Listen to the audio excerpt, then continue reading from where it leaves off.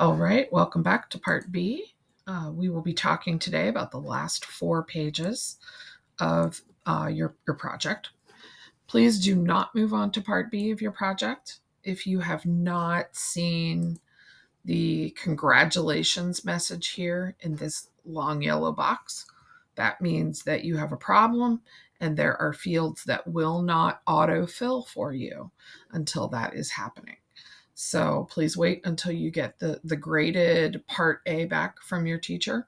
That'll be your sign that you can go on. Now, of these last 4 pages, you have questionnaire for expenses, you have home expenses, you have discuss your amortization schedule, and you have final report. So you have 10 for the questionnaire, 10 points for the home expenses, 10 for the discussion of the amortization schedule, and 30 for your final report. So that adds up to 60 points for Part B.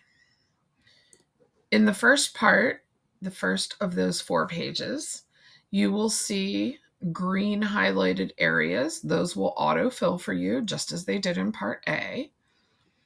You will see a directions box in orange. We'll take a look at that in a moment. And you will see yellow highlighted boxes that are, again, your responsibility to fill in. Okay.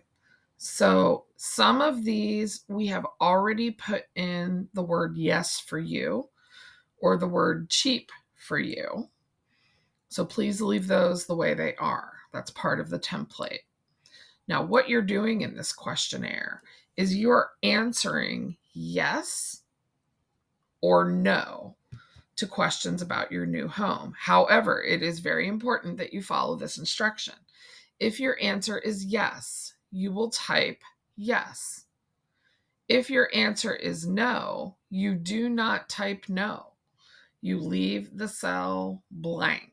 It's very important so that the information from this questionnaire carries over correctly to this page, which we'll talk about in a moment. So the types of questions that it's asking you are questions that are relevant to a homeowner. For example, do you have a home security system? Maybe that's a no, so you leave that blank, which I may or may not. Maybe you have homeowner association fees. I do. I live in a quiet harbor, so I would type yes here. The property size is greater than 0.5 acre. Mine is not, so I would leave it blank because that's a no.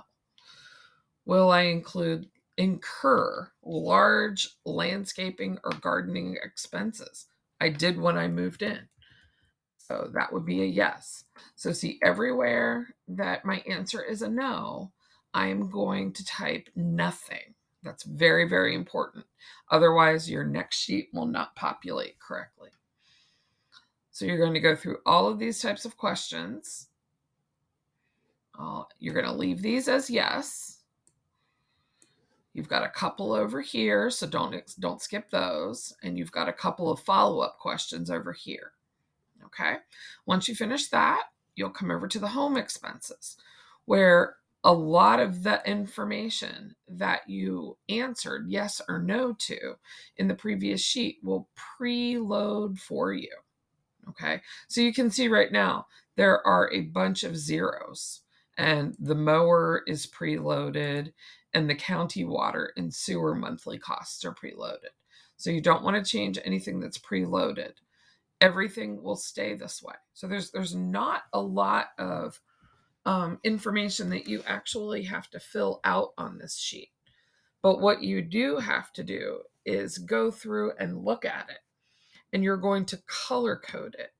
You can either do this with the fill. You can fill a cell. So if I pick a yellow fill, you can see what that's going to do. Or you can pick a text color, like a blue, and you can color code the data on this page to show which expenses are one-time expenses, expenses that you'd incur not as often, like every 10 to 15 years, every 5 to 10 years, every 2 to 5 years, on a yearly basis, or on a monthly basis. And you'd want to pick 1, 2, 3, 4, 5, 6 different colors to represent. And you can pick the colors, that's your choice. Make sure that we can tell them apart. Don't pick like blues that are very close to one another. They should be 6 distinct colors. You'll include a legend with your text, with your chart, excuse me. So what I do here is in this chart, I normally tell kids, go ahead and make those the same colors as what you're color coding over here. That way this will operate as your legend.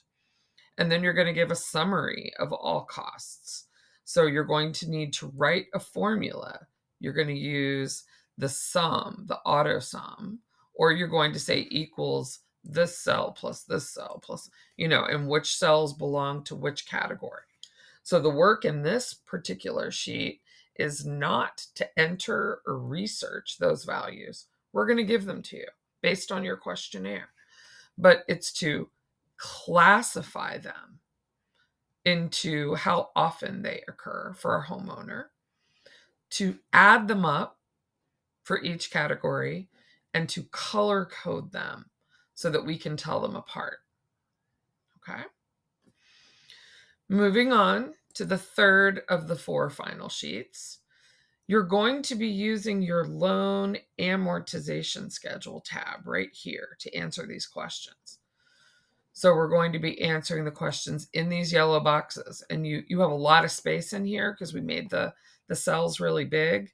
For some of these, you might not need the whole space. So that's fine. But they're going to be asking you a series of questions that you will get from your loan amortization schedule tab. Numbers 5 and 6 can be a little bit tough. Number 5 says, do you require PMI? Now, if your answer is no, then you're simply going to type a no here. There's very little work to do. If you have chosen a situation where you're buying a house and you do not have sufficient down payment, or the lender is requiring PMI, you would have been notified on this page. You would be told PMI was required, and you would be told, mortgage summary page. You would know that you have PMI. Okay, so that's where you would know that information. So let's just get back over here. So what you would need to do is go back to the loan amortization schedule and find out where at what payment you have finished paying off that 20% of the mortgage. Okay. So that might be something that you need to discuss a little bit more with your partner and with your teacher. Number 5, I'm sorry, that was number 5. Number 6, how much interest would you save if you took out a 15-year mortgage instead of a 30-year mortgage? You can easily tweak that here. You can change the 30 to a 15, and you can come over here and look at let me scroll over. You have this total interest box. So you can calculate the 15-year interest, and you can calculate, put a 30 in here, and then calculate the interest for that, and then take the difference of the two. That's not hard to calculate. Number 7 is how much would your mortgage payments increase if you did take a 15-year mortgage? So that's easy too.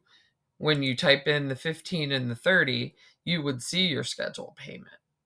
So you would be able to tell the difference, do the subtraction in the 2 different mortgage payments. And vice versa. So everyone does need to fill out that cell. Number 8, if you paid an extra $100 a month, how quickly could you pay off your mortgage? So over here in the loan amortization schedule, remember you have a box here. You can do any amount extra, but in this problem, we're going to be asking you to type in $100 there and looking at the total payments down below and seeing how much faster you pay off your mortgage. compared to not making any extra. And then how much would the monthly mortgage, this would be your principal and your interest, increase if your loan APR was 6.042%. So you can also change that on the amortization schedule right here in the annual interest rate. And then you can look at your payment, your interest, and you can answer those questions. Okay, you can look at that. Honestly, what I would be doing there is I would be looking at the scheduled payment and looking at how that differs from whatever interest rate you have been assigned. And then lastly, it says, what are at least 2 uses for the amortization schedule? Use the questions you have just answered to help guide your thinking. We are looking for some text here, folks. We're not just looking for a couple of words. We would like to know, 2 uses in full, complete sentences.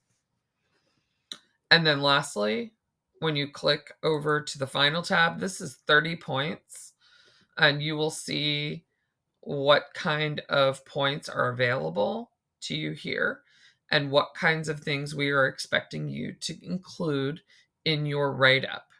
Okay, so what you are doing is you are typing your report into this box.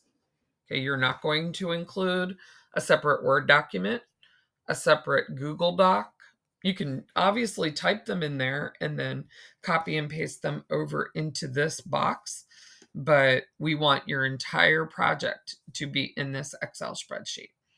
So I'll let you read through these and the point contents. Obviously, this is where we will take points off if you do not. So this is 10, this is 20, this is 30. And make sure that you make your report easy for us to read by modifying your fonts and your design and your style. Please don't squish this all in. You have the ability to make this box bigger. I would advise not making it much bigger in this direction because that's going to mean that we need to scroll right and up and down.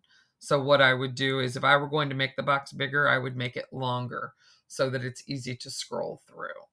Okay. And we do expect that both partners are going to contribute to the writing of this report and that we will have both partners' perspectives on the did you enjoy the project. We would like to know what you both thought, just because it's a project that belongs to both of you, and home ownership is a unique project and a unique investigation for every person, and it is not the same for 2 different people. So we would like to know, specifically what you guys both liked or both disliked and what you felt about the enjoyment factor of this project. Okay? I hope that makes sense. Have a great day.